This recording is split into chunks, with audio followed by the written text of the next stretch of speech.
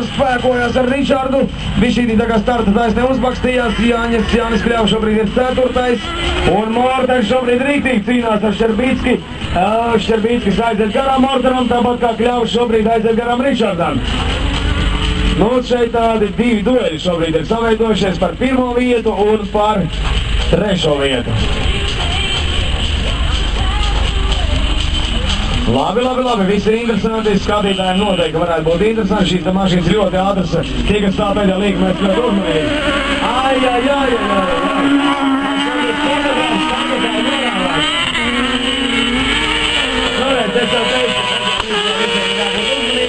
Sekundes un visi norādījās ar tubļiem. Pienāks vēl pie trastā tuvāk pastāvēs, zin kā, nu, es tā galīgi gribās norauties, tad viss sanāk te pēdējā līgumā. Bet nopietni, tad tiešām esiet uzmanīgi, ja tur tajos dubļos var trāpīties arī kāds akmens, un ja akmens trāpīsies pa pieru, tā kā būs bēdīgi. Tā interesīgi.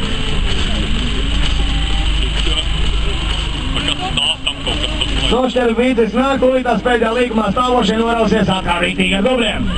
Ane Šerbītis šoreiz tā mierīgāk, bet Mortens jau slabdāvinās.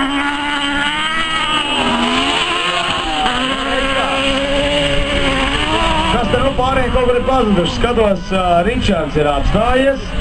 Un kur tad ir Jānis Kļava? Jānis Kļava arī kaut kur ir atstājies. Jānis vēl brauc, tomēr šobrīd un atkal izskatās, viņam ir pulsas defekts. Jā, nu viens no riteņiem šobrīd nevelk. Tas nozīmē, ka tur ir viennozīmīgi pulsas defekts.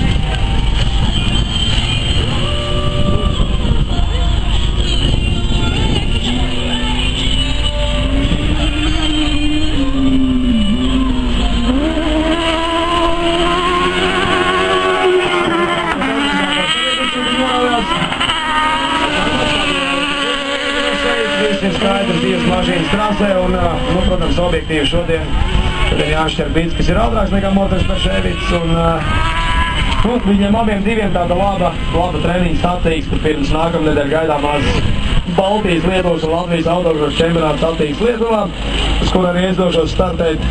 Tā kā, nu, jā, visi gatavojās, visi ir iesprīguši un, redz, Džekiem ir iespēja tā tiešām labi kvalitāti patrenēties šeit labā trasē. Sākums ir labs, viss ir forši un, starp citu var pastāstīt, ka, nu,